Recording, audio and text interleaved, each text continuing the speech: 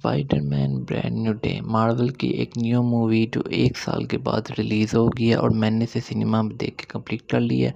जिन लोगों ने Spiderman brand new day को अभी तक नहीं देखा वो डिसाइड करने कि उन्हें फ़िल्म देखनी चाहिए नहीं, वो मैं रिव्यू देख ली और फिर डिसाइड कर ले कि उन्हें ये मूवी देखनी चाहिए नहीं।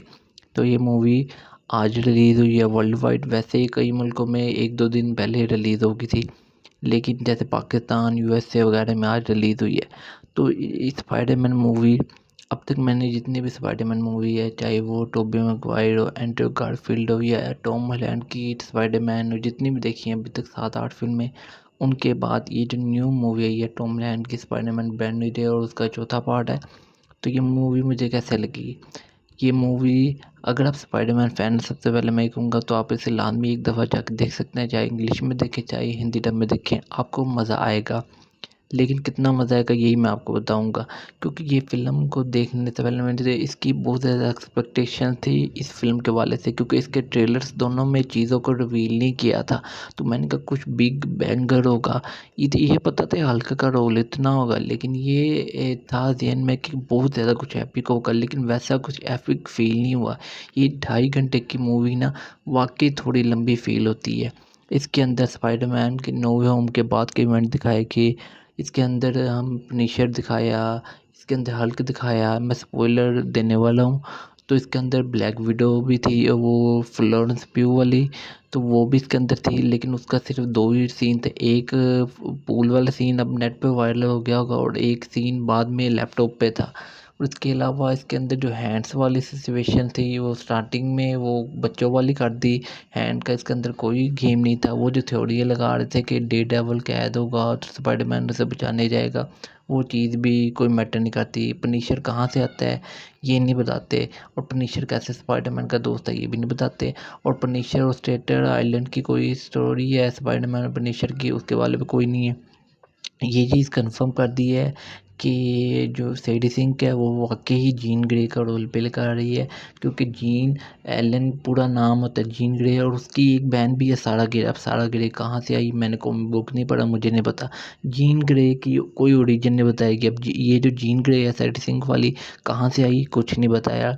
और इसे पावर कैसे मिली, ये म्यूटेंट है या नहीं, और ये फिल्म के एंड होने के बाद ये कहाँ चलेगी, एक किस रास्ते पे चलेगी ये भी नहीं बताया। सिर्फ यही खबरें निकल के आई कि सैडी सिंह के जो कैरेक्टर है जीन ग्रे का वो सब एवेंजर्स सीक्रेट वॉर में आएगा, लेकिन कुछ नहीं बताया। इस फिल्म में जो विलन है स्कॉर्पियो इस फिल्म का विलन नहीं है, हैंड इस फिल्म के विलन नहीं है, हल्क इस फिल्म का विलन नहीं है, यहाँ तक कि जो डैमेज कंट्रोल वाले हैं वो इस फिल्म के विलन नहीं है, यहाँ तक कि सैडी सिंह की जीन ग्रे भी इस फिल्म के विलन नहीं है। इस फिल्म के विलन कौन है? इस फिल्म का विलन खुद स्पाइडरमैन ही इन्होंने एक हिसाब से बना दिया है। स्पाइडरमैन अपग्रेड हो रहा है, उसकी पावर्स बढ़ रही हैं, ठीक है। अब उसके बाद ऑर्गेनिक वेब शूटर की आ गई है, लेकिन उसे और तरीके से एक्सप्लोर नहीं किया गया।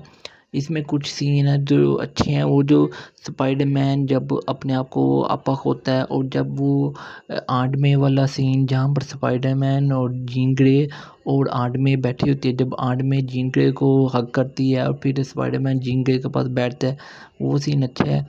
और इसके अलावा हल्क वाला सीन भी छोटा सा था, थोड़ा बहुत मज़ेदार है। ओवरऑल इस फिल्म में जो नेड और जो एमजे के साथ जो स्पाइडरमैन बैठ के गेम्स खेलता है वो सीन अच्छा है। सिर्फ छोटे मोटे सीन अच्छे हैं, उसके अलावा ये फ़िल्म मुझे बिल्कुल भी पसंद नहीं। होमकमिंग मुझे इससे ज़्यादा मुझे अच्छी होमकमिंग लगती है। फार फ्रॉम होम मिस्टीरियो वाली फ़िल्म भी बहुत अच्छी थी। वल्चर वाला विलन होमकमिंग, फिर नो वे होम में इतने सारे विलन जो ओल्ड स्पाइडरमैन मूवीज़ के सब विलन को लाए, और यहाँ पर एंड्रयू और टोबी भी लाए, आर्ट में को मार दिया।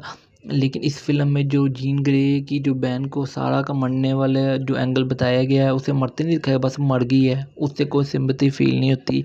ये मूवी मुझे ना एक बहुत बड़ी डिसअपॉइंटमेंट लगी है एज अ स्पाइडरमैन। जब फिल्म को मैं देख के घर आया हूँ 2 घंटे मुझे हो गए, तो मैं यही सोच रहा था कि मैं इस फिल्म को किस तरीके से बताऊँ। फिर मैंने कहा इसकी स्पॉइलर फ्री रिव्यू बनाने की कोई ज़रूरत नहीं है।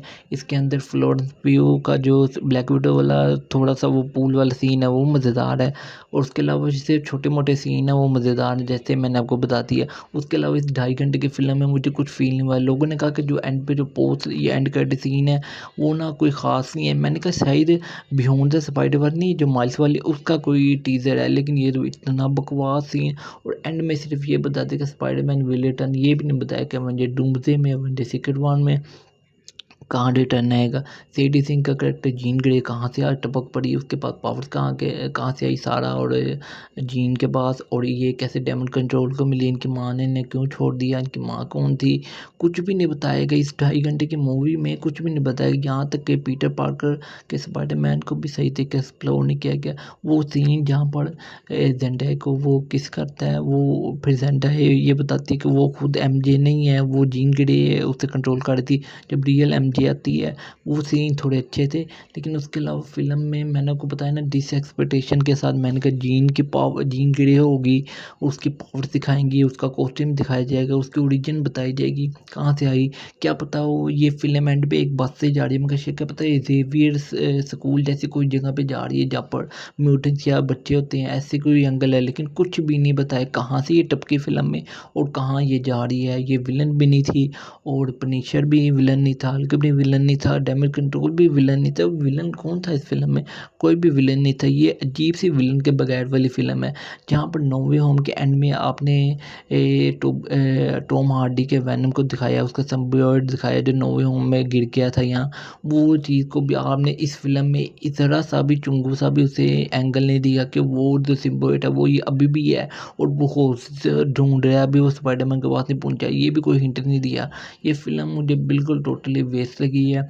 जो एक्सपेक्टेशन लेके मैं गया था स्पाइडरमैन ब्रांड न्यू डे को लेकर, वो मुझे मज़ा फील ही नहीं हुआ। और मैंने इसके लिए इतनी ज़्यादा खींचल की, एक मॉल में मैं गया, एम्पोरियम मॉल में, वहाँ देखने के लिए, वहाँ पर इसका शो आधा चल चुका था 3D में, इसलिए मैंने 3D में देखनी, वहाँ से मैं फोटोस गया वहाँ के चलो सिनेमा, मैंने इस फिल्म को देखी 7-8 घंटे मैंने बाइट लगा दिए 2.5 घंटे की फिल्म के लिए। और इतनी बड़ी डिसअपॉइंट मुझे मिली है स्पाइडरमैन ब्रांड न्यू डे, मुझे फिल्म बिल्कुल पसंद नहीं। इससे ज़्यादा अच्छा मुझे टॉम हॉलैंड ओडिसी मूवी में लगा था, और जो स्पाइडरमैन ब्रांड न्यू डे में मुझे नहीं लगा। अब मुझे एवेंजर डूम्सडे से एक्सपेक्टेशन अभी भी है, बस वो मेरी उम्मीदों पे खड़ी उतरे वो फिल्म, वो ब्रांड न्यू डे की तरह ना मुझे फील हो जिस तरीके से ये फिल्म मुझे फील लगी है। हालांकि इसके बावजूद भी हमारे यहाँ पर जो एम्पोरियम में इतना हाउसफुल, मैंने पहली दफ़ा किसी फिल्म को इतना हाउसफुल देखा जो ब्रांड न्यू डे में चलो सिनेमा में भी था, पूरा पाकिस्तान में हाउसफुल था। इसके जो पंजाबी डायलॉग थे, जो फ़नी कॉमेडी सीन थे वो अच्छे थे, कुछ कुछ एंगल अच्छा था, लेकिन जो मैं देखना चाहता, जो मैं एक्सपेक्ट करके गया था, जीन ग्रे की पावर, जीन ग्रे की ओरिजिन और एक सही तरीके का विलन, वो भी इन्होंने नहीं बताया। नहीं, जो थ्योरी से जो बनाई लोगों ने, जो बताई ये वो होगा, कुछ भी नहीं हुआ। और सबसे गंदा और सबसे बुरा एंड क्रेडिट सीन जो इसमें डाला ना, इससे गंद कुछ हो ही नहीं सकता जो इन्होंने फिल्म के एंड में डाला है। तो फिर भी अगर आप स्पाइडरमैन फ़ैन है तो इसे भी एक दफ़ा जाके देख सकते हैं, हिंदी में उर्दू में देखें, इंग्लिश में देखें या जिस मर्ज़ी में देखें।